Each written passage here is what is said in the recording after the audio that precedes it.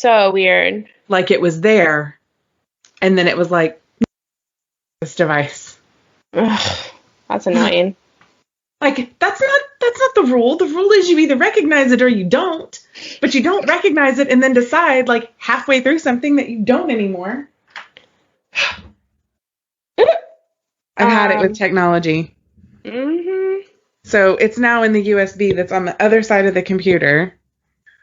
So I have, like, cords everywhere. That is how my podcasting day looks usually, because I have my computer like plugged in. I have a USB mouse, so there's like a USB over here, the mic, the headphones. It's a lot. See, and I'll just tell you, that's why I'm hesitant about the headphones, because, like, I just don't know that I can have one more thing. Well, the deal with the headphones is to just get the Bluetooth headphones, so you don't have to do anything. See, Or do you want to plug them in? I'm going to find some and try it. But my concern is that my computer is going to be like, no, I don't think so. Did you go first, or did I go first last week? We got to keep track of this. I feel like you did. No, I did. Did you? Did. Yeah. Right? Because you talked about. Yes, you went last. Okay. Okay. I trust you. I 100% trust you. All right. So what are you, is it going to be like super long? I don't think it's going to be, I mean, it's one of those things that like you could go as far down the rabbit hole as you want, but I don't think it has to be super long. What are you doing this week? I'm talking about Debra Jeter. She's a woman who killed her two daughters, or her one daughter, in an abandoned house in Texas. Oh, upbeat then. Yes, definitely upbeat. We want to end on this upbeat note. End on a high note. If you came here for murder, you're going to love this. If you came here to be cheered up, well, sorry. We're probably going to say some funny shit between now and the murder, so it'll be fine. Yeah, totally. So, what do you want to do? You want to go first? You want me to? Because I'm good either way. I can go first. I'm so excited. So, okay. I have so much like just raw information that I'm like, okay, pare it down. Bring it together. Okay. Where we left off was with Zecharia Sitchin, who's the scholar that wrote about the Anunnaki, who they referenced in the Scooby-Doo cartoon. He has multiple books, but there is one called the Anunnaki Chronicles, and it is kind of a compilation of a lot of his other work. I think what they did is it's like they went through his other work and just pulled out the things that pertain to the Anunnaki and then compiled them in this one book. It is actually sorted so that so you can tell like which work each piece of it comes from. And each piece also has its own introduction. So if anybody's really interested in this, there is like a really well organized text that talks all about the 12th planet, which is Nibiru, the Anunnaki, and how they influenced Sumerian civilization, what the orbit of the planet is. You know what? I had this on my list of topics to do, like back when Ariana and I first started, and I just saw it the other day, and I was like, oh, that's strange. But then I pulled up a link, and I started reading about how many people make this like their one obsession, because there's so much context to it. There's so much. I mean, and really what it kind of boils down to is, you know, if you've ever watched Ancient Aliens on the History Channel, and I'm going to send you the link to this one episode from the History Channel, because it specifically it's actually I don't think it's from Ancient Aliens. I think it's let me skip down so I can look at it. No, I take it back. I think it is from Ancient Aliens. Yeah, but it's an episode that specifically was about the Anunnaki and how that connects. But I mean, essentially that's, you know, this is basically a whole race of extraterrestrials that people believe traveled to Earth and had influence on Earth and on humans. One of the things that Sitchin's compilation talks about is basically, imagining if all of, the Old Testament, other ancient writings like from Sumer, Babylon, Egypt, Greece, we kind of read all of those to be parts of mythology or allegories. But what he says is, what if those were actual accounts of historical events? So I think I mentioned that he was one of the few people who's actually able to read and interpret ancient Sumerian text as well as Akkadian clay tablets. That's What a where skill. I What know. a Can you skill. imagine? I mean, it's one of those things that, like, how often is it going to come up? Like, unless you're actively working in this field. But it's like you and 10 people can read this. That's amazing, honestly. It is amazing. So, he did a ton of meticulous research for like decades. And he says that he can show they revealed coherent narrative. This is a quote from just an overview of this book. They revealed a coherent narrative about the true origins of humanity and civilization, drawing widespread interest and criticism. His Earth Chronicles series, which is included in the Anunnaki Chronicles, begins with the 12th planet and details how humanity arose after the arrival of the Anunnaki, which are also, I guess it means those who from heaven to earth came. So basically, the idea is that all of the gods were aliens. I can't say I disagree. I mean, my thing about stuff like this is, I don't know. I have exactly as much proof that it didn't happen as anybody has that it did. I mean, There's some indications that it did that you can explain other ways. It's hard to go against someone who's that much of a scholar and who is able to read those original texts. Yeah. Or he made it all up and nobody would ever know because no one else can read it. There's got to be one other person. I'm sure there is, but you know what I'm saying? Like, the number of people, it's like there's like 3 guys at their family dinner table that are like, look, no, I can read those. It's not what they say. But once you've published enough books about something and you're like one of the few true experts on the topic. I was just attacked by a cord. Those fucking cords. Y'all, we have it together. We are so together. So like I said, it's brought up on Ancient Aliens, obviously. And they kind of go into, I'll be honest, without going and reading like a good chunk of what Sitchin wrote, I don't really know what his specific theories are because it's just so, like you were saying, there's so much information. He wrote so much that it's hard to even get into it without like completely getting into it. But the Ancient Aliens episode kind of pares it down, of course, for TV. And so they talk more specifically about how, specifically in Sumeria and Mesopotamia, those cultures and civilizations were frequently the ones who did a lot of the firsts for human civilization. So their advances in writing and agriculture, medicine, I mean, basically any topic you can come up with, they achieved a lot of the firsts for humanity. And the Sumerians credit these achievements to the Anunnaki, which they describe as giant winged gods. They're only found in ancient cuneiform texts. It's one of those things that it's hard to know. Were they describing actual events, or are their texts like other mythologies and they're telling stories about something? It's hard to know how they intended it, whether they intended it to be, this is a factual history of what happened, or if it was more of a spiritual, religious kind of situation. But like I said, we'll post the link for that episode So if anybody wants to go watch it. There is another author, and I don't know. His name is Michael Tellinger. I didn't research him, like his background a whole lot.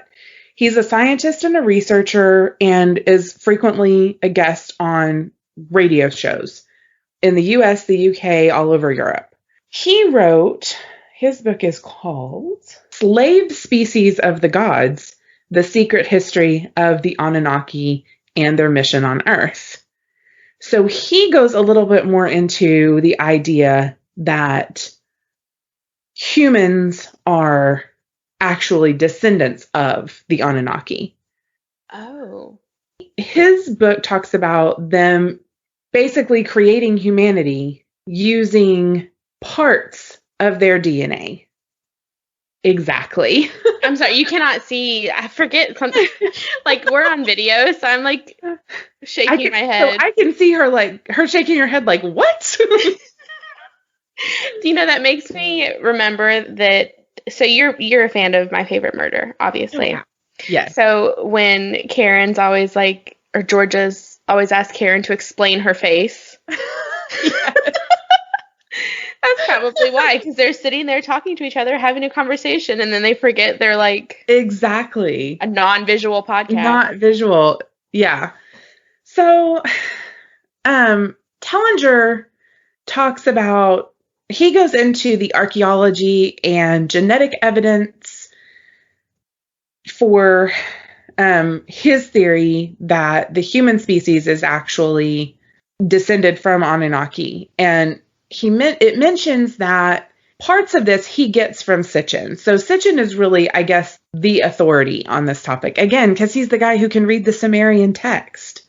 So this is all the stuff that, if you watch Ancient Aliens at all, the idea that the way that humanity was able to create ancient civilizations like ancient Egypt, Aztec civilizations, all the Sumerian and Babylonian, Mesopotamian, they had very advanced civilizations with organized transportation, and they had, written history, written stories, all things that, like I said, were kind of the human first. So the idea is that the Anunnaki actually, when the convergence, I guess, of the orbit of Nibiru gets close enough to Earth, they came to Earth and the timing was right for them to interact with those civilizations to create a lot of the things that humanity is still the things that set us apart from other animals, really.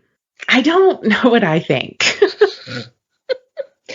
How can you? Because yeah. I'm trying to think of how to word what I want to get out of my head. My problem is that by nature, to an extent anyway, my brain just wants to be like, oh, bullshit. Right. And partially because, Dark Ages happen and Renaissance periods happen. Mm-hmm. That's, we know that happens. We have the history of it happening. The idea that you can only learn things as a culture if you have an outside influence, I don't think is, I think we know that's not necessarily true. At the same time, a lot of what, I think what it comes to, for me anyway, is it's kind of like a lot of other things when it comes to mythologies. We explain things that we don't understand, sometimes in the most fantastical ways. And I think that's something humanity has always done. There was a time when many cultures across the world didn't really understand weather or how it worked. Mm-hmm. And so they attributed things like lightning and thunder and storms to different gods. That was how they explained to themselves what was happening around them. So part of me feels like that's just a condition of being human, is that something that we do. So anytime we start explaining things in the most over-the-top way, It's like, okay, but probably someday there's going to be a culture that works out how this actually works. Oh, And then definitely. they're going to look back and be like, what? What were these people thinking? It's going to be like that with so many things. So many things. I mean, I think like paranormal, supernatural, anything, I think, there will come a point. It seems now like, well, if we haven't explained it by now, then we're probably not going to, but I'm pretty sure that's what every culture thinks about themselves. Yeah, I Like, think this is so. unknowable, but it's not. Everything's knowable. You just have to get to that point. I don't know. Like I said, this is such a rabbit hole that it's kind of hard to even wrap around it. So I'm sorry, guys. I know that's not the best, like, in-depth view of this topic, but it's the overview. And like Caroline said, there are people who this is their thing and this is all they do. Yeah. And now I completely understand why. And maybe one day Wild and Woke will be so big we can have one of them on. But right now, this is what you get. Right. This is it. This and vast Scooby-Doo knowledge. But I'm not alone. So many people loved the Scooby-Doo, and it made me so happy. I had a few people on Facebook, too, who were so excited that we posted it because they, love Scooby-Doo, and they were really interested in it. I was so excited to see that. It made me happy. I was like, good. My silly cartoonness is good for someone else. Oh, my gosh. I'm excited. So, yeah, send me those links. I'll post them, and then maybe I will. And I'll send you the links to both books and to the episode of Ancient Aliens. Yes. Because it is, I mean, you could jump into this. I mean, just that one textbook of Sitchin's that's like a compilation of all of his other books. That alone, I figure you could study for at least a few months without taking a break. We can make, excuse me, if you guys are really interested in this topic, we can maybe do some mini things absolutely. on Patreon or something, because and we could get into the more specific, what makes people, like I mentioned before, this is the way that some people explain that having similar characters in so many different mythologies is that they represent Anunnaki. So, I mean, we could get into each one of, I mean, you could definitely do a whole episode on the, what is his name? He's Chinese. He's a trickster. So I could also, and at some point I will do an episode on archetypes. Please. I want to know everything about that. I have no idea what that is. I will do it. I definitely will do it. I've been writing papers on archetypes since I was in high school. Oh man, so you're like an expert now, right? I don't know if I'm an expert, but it's definitely a topic that I have read a lot about. I was looking for the name because I know I mentioned a couple of specific. Oh, he's just called the Monkey King, but he's in a lot of Chinese stories. Okay. And that's one of the, I guess, characters that some people think is actually evidence of Anunnaki. Ooh. So we could, if this is, y'all have to let us know if this is your thing or if Scooby-Doo is way more your thing. Yes. Because we're good either way. But you could definitely, I mean, we could just jump into talking about any of the specific characters that are kind of mentioned as being evidence that Anunnaki existed. Not to mention just all the different, I mean, I think everybody has kind of heard the theory about aliens being involved with building giant structures like giant pyramids. I'm not sure if Anunnaki, because they talk so much specifically about ancient Sumeria. Mm-hmm. I don't know if ancient Sumeria is related to the Egyptians and their pyramids or not. I'm not good with geography, y'all, at all. The past 2 weeks, I have looked at a U.S. map more than I ever have in my whole life. And as of You're not alone.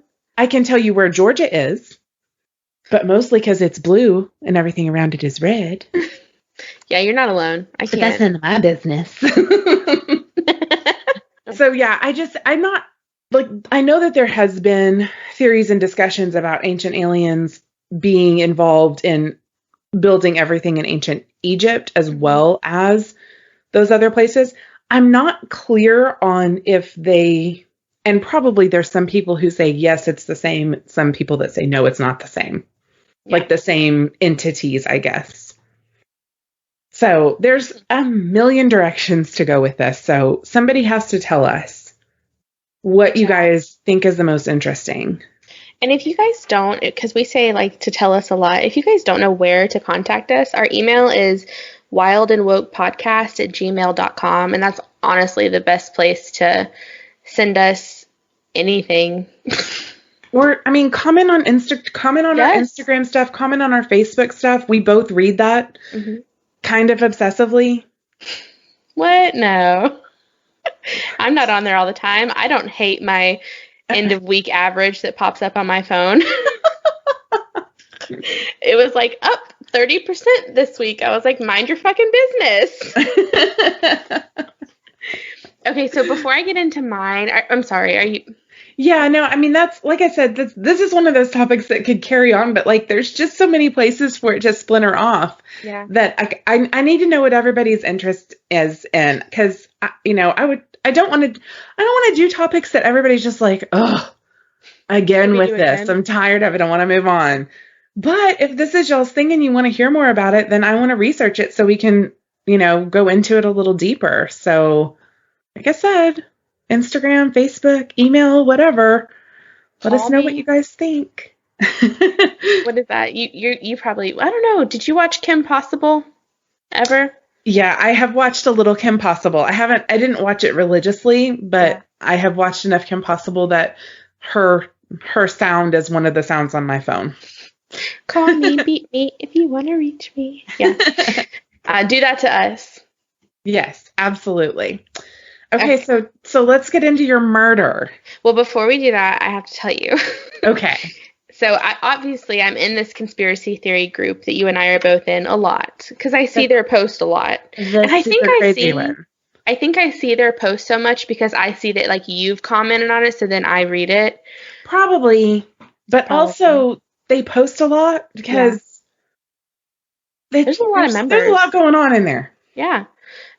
Some of it's kind of off the rails, but there was like a post a few days ago that said, okay, what is the one theory that you guys can't get behind? And literally, I loved that thread. Every single person was like QAnon and Flat Earth. And it was great. So then I was like, you know what? I love fucking with Flat Earth people. And I'm sorry to any of our listeners who think the earth is flat. You know our stance. You've known our stance. But look, we're totally going to fuck with you given the opportunity. Right. So my nosy ass went and joined 2 flat earth groups for shits and giggles. How's that going? What I got was a lot of me holding my head in my hands like, we're fucking doomed. These people are relying, their information is coming from literal memes. I mean, and they're talking about how they don't, like, gravity isn't real, and if there's gravity, how do birds fly but the water stays in the ocean? It's bad. One of the groups I immediately did exactly the thing you just said. And I feel for these people because they're so passionate. You know they are. They're so passionate. Passionate about which part of me is like, of all the things to get this worked up about, like, okay, I mean, so the other people that get real passionate are we're living in a simulation people. Mm-hmm. And my reaction is frankly kind of the same to both of them, which is, okay, let's say that's true. What difference does it make? Yeah, right. Yeah, it doesn't. Well, I mean, my thing was like, okay, do we think that if we've like, once we know we're in the simulation, we can we level up? Is that how that works? Like once you acknowledge and you actually know it, like you can do shit nobody else can do. Okay, cool. I can understand why we need to figure out if this is real or not. But like if nothing changes, then nothing changes. I think it's just the fact that they are so upset that we cannot see what they see. Yeah. And I can't see what you see because it's not backed up. Your sources are not credible. No. And on top of that, it seems like that we could just have a reality TV show where you had 4 teams of people and they each went one direction, and whoever found the edge first wins. I love it. Let's do it. This is what should be happening. I don't understand why it's not. Yeah, but that was my entertainment for the week. One of the groups I'm in is full-fledged flat earth. Nobody else is allowed in. It's not flat earth. I snuck in. So you had to claim to be flat earth to get in. I peeped in the back door and was like, "Can I come in, y'all?" But yeah, I answered all the questions I needed to. I probably won't stay in there for long because it is a headache. But the other one is, it's like an open discussion group, and so there's a lot of people in there who do not think the earth is flat. They just are there to fuck with flat earth people. But they call us globies. And I just lost it when I saw that. Anyway. That's so great. If you guys want a good laugh, but also want to like hold your head in your hands and cry a little bit because of how doomed we are, go join the Flat Earth group on Facebook. Globies. Yeah. I'm going to get, can we please make shirts? I was just about to say. Okay. Except I want like one half of the globe here and one half of the globe here. So you just have like globe boobs. I'm literally writing that in my book right now. And it just needs to say globies. Just. Literally, you just wanted to say globies. Do you want like a earth behind it? I think it needs to be, I think they're like, you know how you can like see one view. So you see one side of the globe and then the other view. I just want them like in circles, like right where your boobs go. Oh my God, I love that. I love everything about that. Okay, hold on, let me write it down. I love that they call us that. Well, we call them flat earthers, which I guess is not as funny as globies. It's not. We didn't like go with flatties. Flatty patty. You know, I guess that would just be too easy to misinterpret. It really would. I feel so much better recording this go round because I am not drinking and I feel very like with it. So I'm excited. That's always good. Okay, so let's talk about murder, y'all. Let's talk about some murder. So I was scrolling TikTok because that's what I do. I'm on social media constantly. Look, I think anybody who says they're not scrolling TikTok is lying. Yeah, the only time I'm not like constantly on my phone is when I have the toddler that I work with. But even when he's napping, like the 2 hours he's napping, I'm literally like this. It's an addiction. I definitely have to like consciously go, okay, I can put this phone down for a few hours. My boss keeps telling me to watch The Social Dilemma on Netflix. Have you seen that? I haven't watched it, partially because I feel like it's doing exactly what it's telling you everything else is doing. Oh. And I have some questions about motivation. Interesting. Okay. I have not seen it, so I have no idea. I've read a little bit about it, and it sounds interesting, but at the same time, I think making a movie to tell you about how other things are influencing you is pointedly influencing you. Yeah. And I'm not sure. I feel like the premise of the whole movie is you shouldn't watch this movie. Even though that's not, you know what I mean? Mind games. Like, you're being so influenced by all of this media. Hey, you should watch this media to learn more about it. Like, wait. Well, I told him, I said, eventually I will watch it, but I'm a grown up. I like to think I'm a grown up. I know that when I turn on my phone and I log into Facebook, I'm being brainwashed and I'm still going to fucking do it. Here's my thing. I don't believe I'm being brainwashed. That's like a bad terminology. I just feel like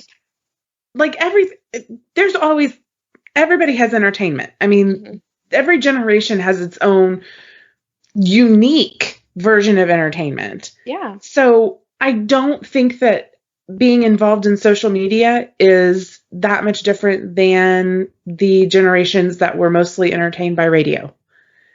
It's still an influx of media. Yes, of course there are things. I mean, yes, ads exist, but like we all know that they're selling us something. Yeah. It's not like it's a surprise. If you guys have seen The Social Dilemma, like let us know if it's good, what it's about. I am also different from people in different generations, and I think every generation is when they're on social media. Like for my parents, they're in their mid 50s and they get on there and it's a lot of like funny videos and a lot of like political stuff. And for me, I get on it for the groups.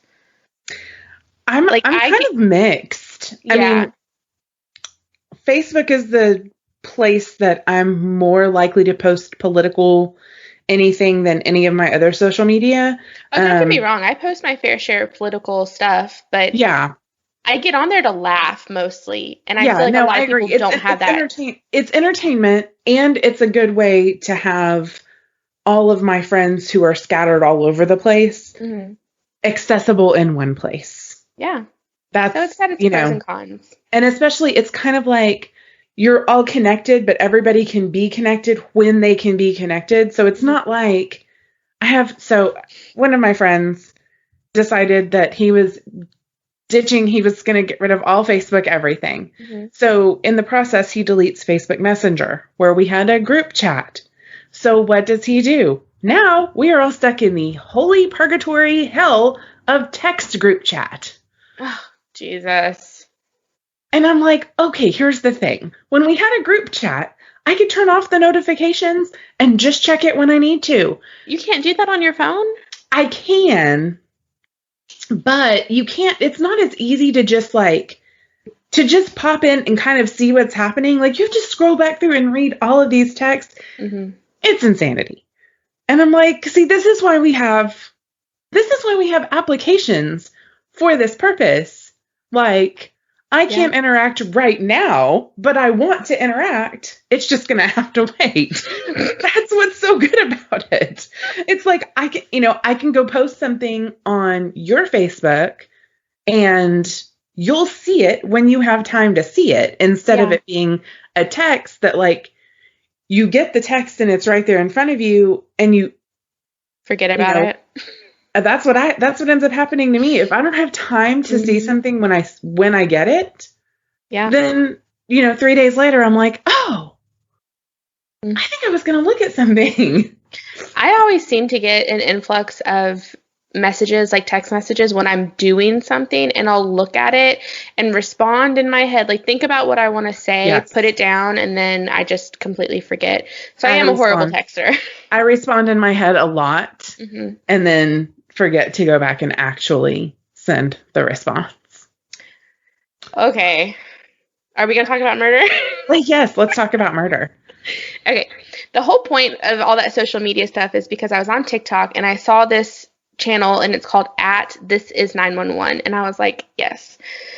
It's all dispatch, like 911 operator calls, which I have such an addiction to those, just because I think that being a 911 operator is the scariest job, but the most rewarding. I think it definitely could be. I mean, it would be stressful. I mean, like, yeah, super stressful. I saw this one call that really got my attention because it was this mom, and she called 911, and in the calmest voice, she was devoid of emotions. She said, "I killed my daughter." And I was like, yeah, I have to do a podcast episode about this. That's wild. I know. And I'm going to play some of the TikTok. Let's get started. You said she's in Texas, right? Where in Texas? Hill County, Texas. Hill County, Texas. Yeah, I'm going to see where that is. Hill County. That sounds like Dallas or Houston. Lake Whitney State Park. Oh, that's near Waco, I think. Oh, yeah. That's what I read earlier because I remember reading a city. So, yeah, it's near Waco, which I don't know. I have no fucking idea where that is. Waco's like halfway between Dallas and Austin. Okay.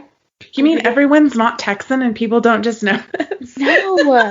No. My boss listens. I'm pretty sure he listens to the podcast, and he asked where you were from, and I told him, and he was like, "Oh, I think that's in the north part of Texas." I was like, "Well, cool. I have no fucking idea." Yeah, we're north-ish. We're actually truly more. We're kind of like geographically, we're kind of like in the middle of the state, but we're not in what is called Central Texas, because Central Texas is its own region, and it's actually a little further south. Abilene is considered Northwest Texas. We're south of Lubbock, and we're about the same amount south of Lubbock as we are east of Fort Worth. Geography. Hey, Texas geography, I am pretty good at. Good for you. I'm not good at any geography. Well, here's what you have to understand. In Texas, you take Texas history like 3 times. Oh my gosh. We are very Texan.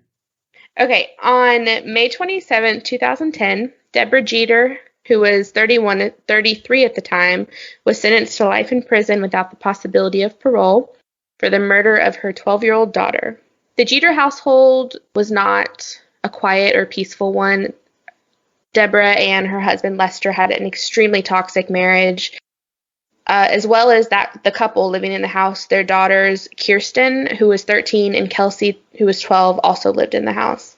Mm-hmm. Neighbors had called the authorities with a ton of noise complaints and concerns that there was bad things happening in the house, like abuse. A neighbor who lived down the street, his name is Steve Ralston. This is a quote from him. He says it was a noisy house, and other neighbors also had called the police. This was his interview with a big news station. After the murder, he said, "Yeah, we just always had suspicions about bad things happening down there." So Lester filed for divorce in May of 2009. The pair, they were going through a crazy, crazy difficult custody battle. Those are never, Which is interesting because their children were old enough that usually the court will take their wishes more into consideration than almost any, unless one parent or the other is considered unfit. Usually, if the kids say we want to live with mom, they live with mom. If they say we want to live with dad, they live with dad. Right, but this case, Lester actually, when he filed for divorce, he actually filed for a restraining order against Debra. So that's probably why they were in that. She was probably trying to prove she was a good mom and she didn't need so that's probably why that was going on. Sometimes people do that just like automatically. Like there's not really a solid reason for it. They just do it because it gives them a position, they think, in the court. Well, I think in this instance, Lester was probably the better parent. But it sounds like. Yeah. So when this all happened in May 2009, Debra tried to commit suicide. She was admitted for psychiatric treatment at the DePaul Center, which is in Waco. That was according to court records. While Debra was in treatment, Lester had complete custody of his daughters. Like I said, he'd filed for a restraining order because he and other family members were really worried about the well-being of the girls when they were in Debra's care. There had been some allegations of abuse, of Debra abusing the oldest daughter, who was 13, but there was never any proof. No, this restraining order was upheld the whole length of Debra's treatment, which was 3 weeks, but a judge lifted the restraining order on June 5th, a day before she was supposed to have unsupervised visitation with her daughters. No. Yeah. And Lester... Why did they do that? I don't know. And we're not in the situation that the judge is, so we don't know what he has to look at. And some of it's a matter of legality. Certain things only, there's a time limit and there's a deadline. And when it hits, there's, without some other evidence that indicates you need to do something else or that something else needs to be filed, they don't really have that much of a choice. And it's a known statistic that children are more likely to be given back to their mothers, or their mothers to be favored because they're supposed to be like the nurturing ones, and it's just not that case in a lot of... Definitely not always true. And I think, fortunately, that's becoming less and less prevalent. Yeah, I think so. Okay, so going back to the abuse of her daughter, even though there was that alleged abuse, the girls seemed super, super excited that they got to see her after 3 weeks. Kelsey, who had a MySpace account because that was a thing in 2009. Oh my God. It seems like it's been longer than that since MySpace. I know, for real. So she posted on her page, "I get to see my mom tomorrow, exclamation point, yay!" So she was really excited. This was the youngest one, the 12-year-old. But less than 24 hours later, Kelsey was going to be brutally murdered by her mom. And that's just so surreal to see her post something like that. That is. And then, I mean, just the complete devastation. Friday, June 5th, when the restraining order was lifted, Debra showed up to collect her daughters, and she did that with the promise of a surprise. The girls, they knew of no reason that they shouldn't trust her, so they were super excited. They completely trusted her. They got into the car with her. They drove. I mean, it's reported that she drove for a good amount of time, like an hour before she stopped, because she was trying to find an abandoned house. Well, and everywhere's an hour from wherever you are in Texas. That's good to know. I didn't know that. Driving for an hour in Texas is you can drive for an hour very, very easily within the city of Austin. That sounds miserable. It's more miserable in town because usually if you're going to drive, part of that's because there's a lot of traffic. But, there's lots of places that driving for an hour to get from point A to point B in Texas is not very far at all. Yeah. Because everything takes forever. 2 hours is like a quick trip. I would die. No. I hate sitting in traffic. Usually if you're driving, in Waco where she was, yeah, she's that was just driving out towards the country would be my guess. Yeah. Is that she was going away from town. And I'm pretty sure that's what it was. And you can go an hour into a bunch of little towns from almost anywhere, either direction in Waco. Obviously if you go north or south, you're heading either to Dallas or Austin, but east and west, it's just tons of little towns. Guys, I'm going to add to our bio that we are a Texas history podcast and Texas geography, because I feel like we talk about that. That's what we're going to do. I love it. Also, mountain lions sound like screaming women. Yes. I'm going to just figure, I'm working it in every time now. But no, you need to do a new fact about mountain lions every time. So get on that. That's my fact about mountain lions. That's what I know. I need you to know more. Damn it. Okay, back to murder. Let's be sad. This is sad. It's easier said. Sorry, guys. We were laughing through the sad part. We were. It's the only thing that helps us cope because we talk about murder. So the sisters were with their mother, completely trusted her. What am I fucking trying to say? So the sisters went into the abandoned house with their mom, and we don't know what she said to them to get them in there. I think she just said, this is where your surprise is. They had absolutely no idea what an evil and cold-blooded plan Debra had in store. And I'm wondering if Debra even knew. Because, I wonder if this was and we'll talk about it in a little bit. Let me just shut up because we're going to talk about it in a little bit. So I'm going to insert a clip, and I hope it sounds good. Let me find it, of the 911 call that I want you to hear. And then once I let you guys listen to the clip, I'm going to say what the actual transcript says, just in case the audio doesn't sound good. What's your emergency? I just killed my children. Excuse me? I just killed my children. Where are you? I'm in the abandoned house on Highway 77 right after you go underneath the highway. One of them's still alive. Hurry. Under what highway? You're on Highway 77 where? I'm on Highway 77 right after you go under 35 going towards Milford. Get an ambulance out here to save the one that didn't die. Come on. Hurry up. What's your name? Bitch, call them. Have you already called them? Yes, ma'am, I have. Okay. I need your name. I don't want to say your name. Okay, did you hear that? I could hear it, so I'm thinking that the sound should be pretty good. Okay. So basically you can tell, if you can hear it, how calm she is. She's not just calm, she's annoyed.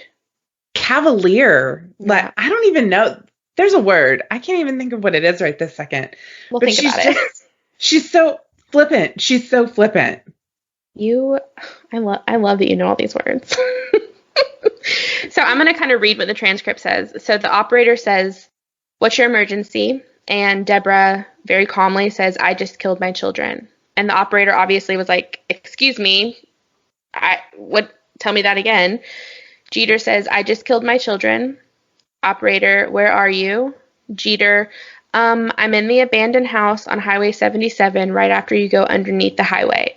One of them is still alive. Hurry."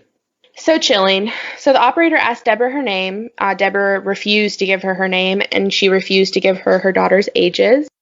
She was extremely impatient, and she even called the operator a bitch. Yeah. Did you hear I heard that? Yeah. I was like, damn. Right. She stated that one daughter was still barely alive and one was completely dead. I'm not going to find that because it's too far deep. But Debra, this is a quote from her. "One of them is dead. She's dead. But the other one, she wants to be saved, and she just needs to be saved."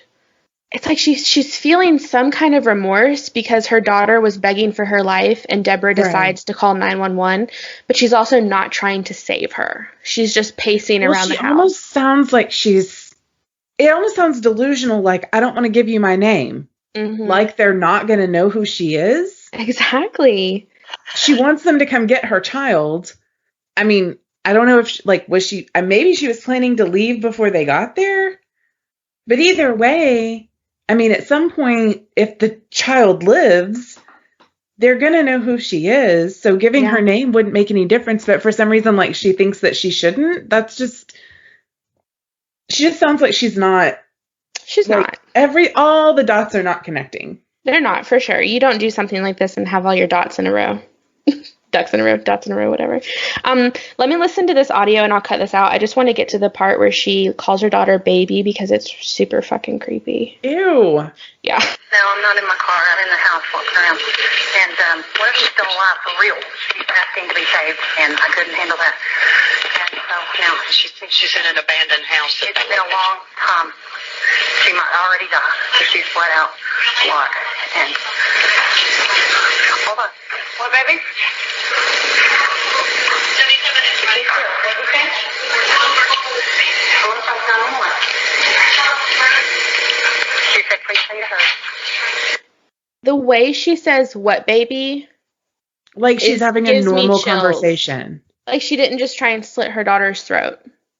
And then you can hear the daughter in the background, right?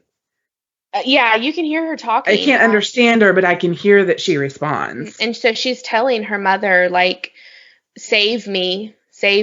Are they on their way? Save me. And that's when Debra gets impatient and she's like, where are you? And she says that multiple times. Like, there's 5 parts to this 911 call. And throughout the whole thing, Debra says that she's walking around the house because she can't, like, be near her daughter. She can't handle what she did. Right. And she won't give her name. She is constantly asking where they are, why it's taking so long. Picked an abandoned house, kind of in the middle of damn nowhere. Right. Throughout the call, she has pretty much zero emotion. And she keeps asking when the police are going to arrive. When Debra and her daughters arrived at the house, Debra went in. They went into a bedroom, and she immediately went at Kirsten, who's the 13-year-old. She's the eldest daughter. She went at her with a knife and attempted to slit her throat. Kirsten called to her sister as Kirsten was running away. She called to her sister and told her to run because she was obviously trying to save her sister, her younger sister. Right. When Debra heard this, she pushed Kirsten out of the way, ran back into the bedroom, went charging at Kelsey, and completely slit her throat, and she died instantly. Cold-blooded. Yeah. Because, I mean, even with the slit throat, if it's deep enough, you're going to die really fast, but you're going to have a moment where you're trying to... Right. I mean, she had to watch that, and I'm sure Kirsten had to see that. Yeah. So as soon as she did that, she called 911. She called 911 at 9 p.m. And the worst part about this is she picked her daughters up at 6 p.m. and she did not waste any time. No. Like before she started So to she show had them. to know what she was going to do. She had to have some kind of plan. And this is also when she had just got out of psychiatric treatment. So we don't know if she was planning this shit the whole time she was in there. Yeah. It really makes me like hate our system as a whole. Yep. It's horrible. Our mental health care system is just terrible. The people who are involved in it do their best, but they're just their hands are tied in so many situations. So Debra called 911 at 9 p.m., which was just 3 hours after she picked the girls up. I think out of the whole 911 call, the most chilling parts for me are when she calls her baby, because she does it again. When they start to hear the sirens come up the road, Debra says, "Hold on, baby." A dispatcher says, "Honey, do you hear them now? Do you hear the sirens?" And I get it. The dispatcher's calling her honey. She's trying to get on her good side to kind of get information out of her, because she does that a few times. She calls her honey and sweetie, yeah. and she's trying to like keep her on the phone and keep her calm. Right. Yeah. Well, and you want to make sure, I mean, you know that you're sending a team into a potentially volatile situation. So, you know, she's going to need at some point for her to follow instructions like, you know, put down the knife, walk towards me, whatever. Because in order to be able to get in to help her daughter, they have to clear the scene. And that's the next thing. So as police were approaching the house, Debra told the 911 operator that she didn't want them to shoot her because she only had a knife. And then I wrote in little like italics or whatever, the audacity of this bitch. Right. I just have a knife, so don't shoot me. Don't shoot me, even though I just tried to kill my 2 daughters. Slit my 12-year-old's throat and attempted to kill my 13-year-old, but don't shoot me. That's my favorite part of this whole thing. The audacity of this bitch. Right. Oh.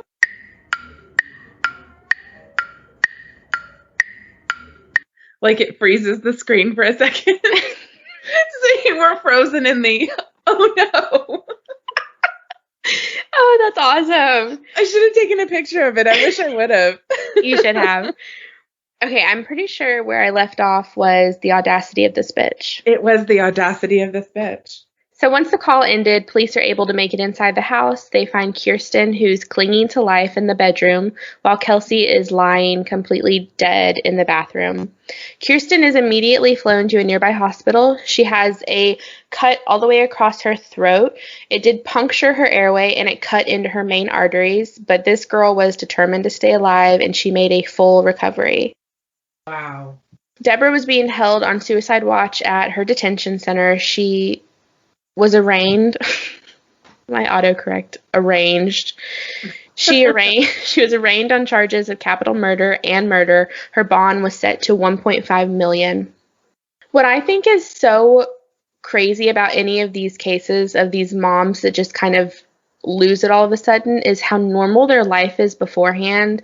If you take away the toxic relationship between her and her husband, she was a nursing student at college. She was a tutor of anatomy and physiology. Her teachers had nothing but good things to say about her when they were interviewed. Everyone that came into contact with her was like, well, she lived a really normal life. She later stated that she attempted to kill both girls to get back at her husband for leaving her. Of course. They're keeping the kids from the other parent, they're punishing the other parent. Mm-hmm. Yeah. That was a case we had in South Carolina. It was probably like 5 years ago. This mom found out her husband was cheating on her and had a full-on girlfriend, and she took her kids and just pulled over on the side of the road and shot both her kids in their car seats and then herself just on the side of the road. Yeah. See, and that's, when there's a suicide too, that usually is the genuinely being afraid of, what your children could go through. I'm not sure that that's reasonable, but I mean, I'm sure in some cases it's probably reasonable.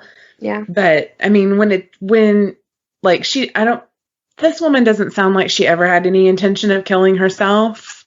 And like, if the oldest daughter had, not had the audacity to want to live, yeah, then she probably would have just left them there and left. I'm sure she would have. Or she would have called Lester and said, this is what I did.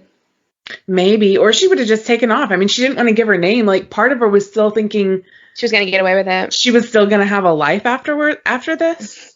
Yeah, so she was not in her right mindset at all. No, definitely not. Debra ended up taking a plea deal that was offered to her. So instead of capital murder with the death penalty, she received capital murder without the possibility of parole. And that also meant that Kirsten was not going to have to testify, which was a big deal because she was 13 and her mother just tried to kill her. So the tragic aftermath is definitely something Lester and Kirsten are going to have to overcome, but they have an awesome memory of Kelsey. They still have a memorial Facebook page up that people to this day comment on. They just did it for her birthday, which was, I think, in the spring. They had... Because this would mean that the surviving daughter's 23 now? 24, 20. Yeah. So they're a year apart. And on the memorial page, it said that this year Kelsey would have been 23. So I think Kirsten is 24 or 25. 24. Yeah. So they're still very young. They did have all the memorial donations made to an animal shelter because Kelsey loved animals, which I think is just heartbreaking, but happy. One thing that caught my attention and I definitely wanted to put in here was after the sentencing, Debra met with Lester and Kirsten. And so Debra apologized to her daughter, but then she looked at Lester and she flat out told him she still hated him. Which means I feel that remorse is not there. Because if she really felt that, if she really wanted to apologize to her daughter, she wouldn't then immediately turn to her ex-husband and make it about them. Right. Yeah, that whole thing is just a mess, is what. And that's, every time there's so many cases like this, it makes me think of is it Powell? Yeah, Josh Powell, that that presumably killed his wife, but then killed himself and his 2 children. And it was, the whole thing was a custody, God, how bad does it have to get? And I'll never know because I'm not going to have kids. And I will never be in another... But we don't know. Was their relationship toxic the whole time? Or did it really was it like a flip of a switch? Like, we'll never know. You never know. You never know what's going on behind closed doors. Obviously, their relationship was toxic, according to neighbors and some people. Yeah, it sounds like their relationship was just terrible, like the whole time. I really want to know what their signs were. Right? Lots of people have terrible relationships, though, and even like messy divorces and horrible custody battles, and nobody attempts to kill anyone. This is true. True. There's something more to it when it just goes totally off the rails like this.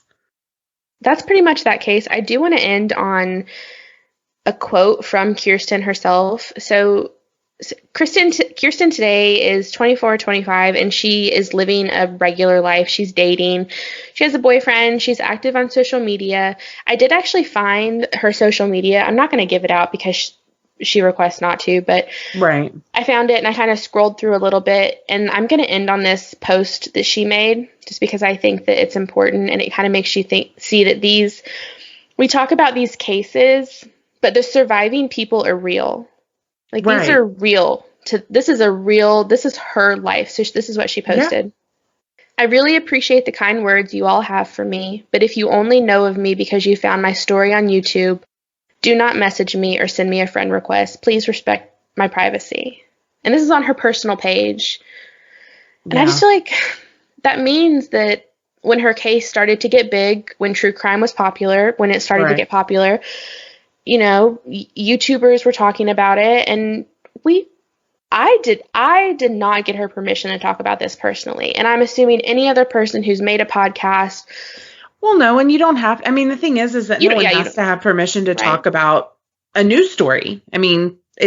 This is all public information. Yeah. But it's public information that, like you said, behind that are real people living real lives. Yeah. And, some of them choose to be public, like Sarah Turney. Mm-hmm.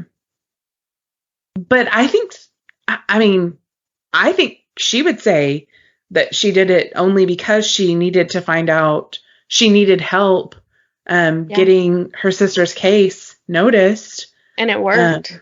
And it worked. And she's amazing and she's embraced it, and that's fine. But I also,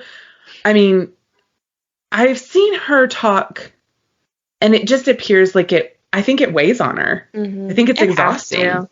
It has to. And this girl's just trying to live. She's like in her early 20s. She's just trying to live her life. So that post, as soon as I saw it, I got off of her social media. I did want to share that post so that if you were thinking of like looking up where she is today, do it, but like do it in a respectful way. Like, right.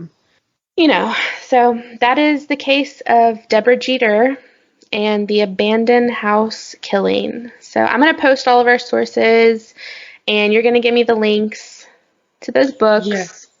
I'm going to go ahead and send it to you right now. Don't forget, you guys, we are posting the whole unedited. Did I tell you it was unedited?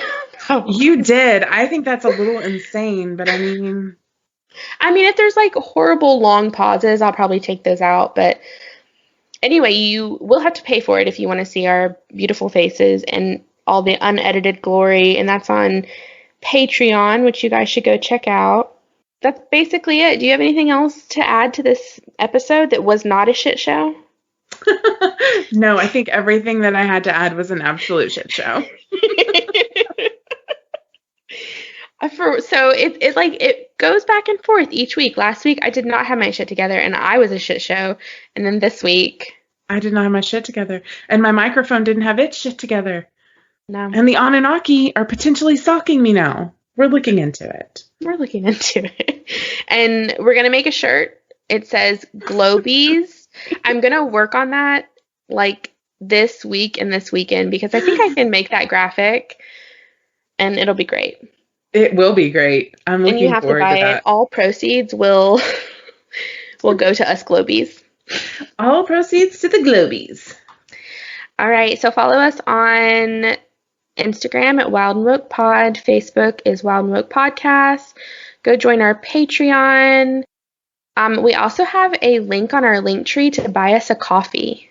Oh my God, I live and breathe coffee. I like coffee with my coffee. I am positively Lorelai Gilmore about my coffee. I do. Oh God, it's that time of year. I need to like rewatch that. Okay, bye. Bye.